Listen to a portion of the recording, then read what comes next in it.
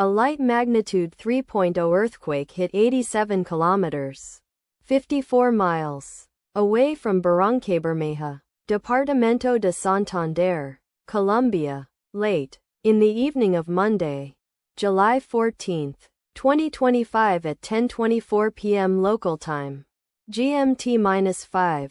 The quake had a moderate depth of 145 kilometers, 90 miles, and was not felt, or at least not reported so. First to report, Raspberry shake after 4 minutes. Data source from Volcano Discovery. Did you feel it? Let us pray. May the earthquake that occurred not affect our brothers and sisters there. May the earthquake not happen again. And may God protect everyone. Amen.